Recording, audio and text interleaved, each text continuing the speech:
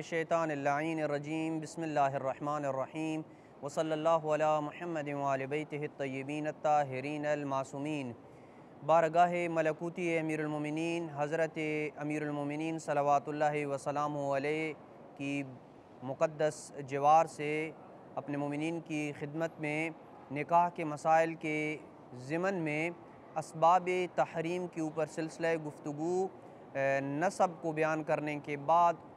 رضاعت کے اوپر پہنچا ہے کہ رضاعت بھی حرمت کا سبب بنتی ہے۔ لہذا یہ جاننا ضروری ہے کہ رضاعت کے سبب پیدا ہونے والی جو حرمت ہوتی ہے اس کی کیا شرائط ہیں۔ پہلی شرط یہ ہے کہ دودھ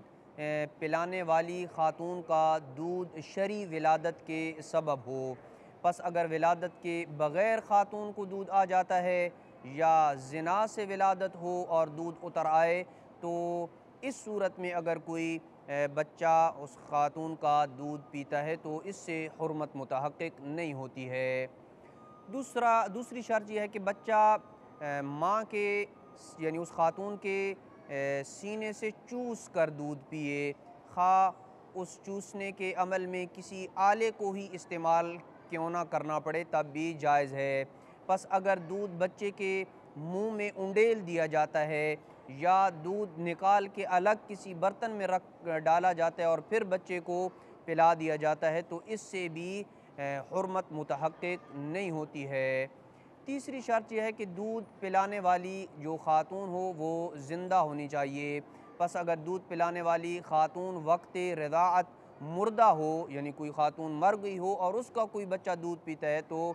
حرمت متحقق نہیں ہوتی ہے۔ لیکن اگر خاتون حالت نیند میں ہے یا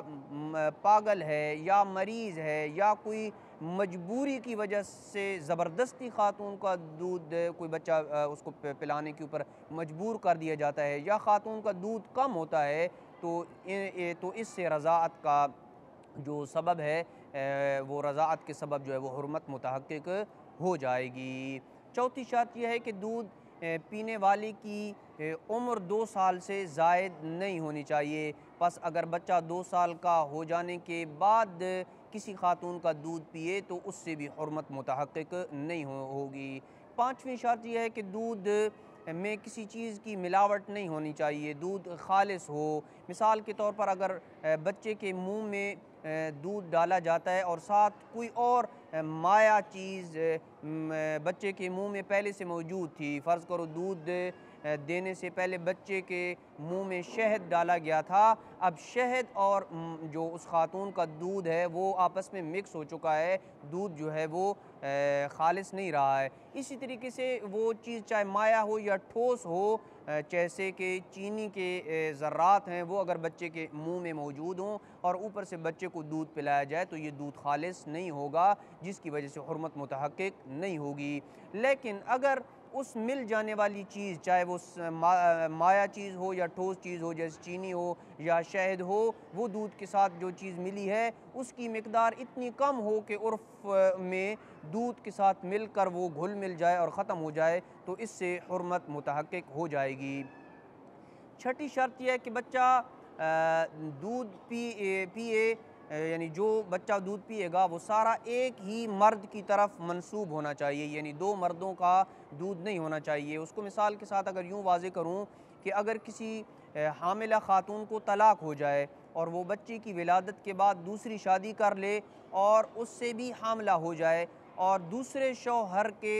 بچے کی ولادت سے پہلے سابقہ شوہر کے سبب بننے والے دودھ میں سے کسی بچے کو 8 مرتبہ جبکہ دوسری ولادت کے دودھ سے 7 مرتبہ دودھ پلائے تو ایسی رضاعت کے سبب حرمت متحقق نہیں ہوگی، کیونکہ دودھ 2 الگ الگ مردوں کی طرف منسوب ہے، ایک مرد کا دودھ نہیں ہے۔ 7ویں شرط یہ ہے کہ مرضعہ دودھ پلانے والی خاتون جو ہے وہ ایک ہونی چاہیے۔ پس اگر کسی مرد کی 2 بیویاں ہوں اور دونوں کی اولاد پیدا ہو لیکن بچہ ایک خاتون سے 7 مرتبہ دودھ پیتا ہے اور دوسری سے 8 مرتبہ دودھ پیتا ہے تو بھی حرمت متحقق نہیں ہوگی۔ 8ویں اور آخری شرط رضاعت جو حرمت کا سبب بنتی ہے وہ یہ ہے کہ بچہ اس مقدار دودھ پیے کہ اس رضاعت کے سبب اس کا گوشت پیدا ہو اور اس کی ہڈیاں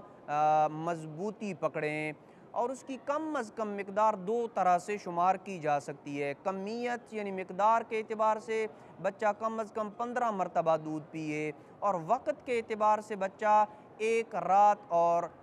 دن دودھ پیے۔ پس اگر شک ہو جائے کہ رضاعت کے سبب ہڈیاں مضبوط اور گوشت پیدا ہوا ہے یا نہیں، تو ایک رات اور دن یا 15 بار دودھ پینے سے اس کا حصول متحقق ہو جائے گا۔ شک کی صورت میں یہ دیکھا جائے گا کیا بچے نے ایک رات اور دن دودھ پیا ہے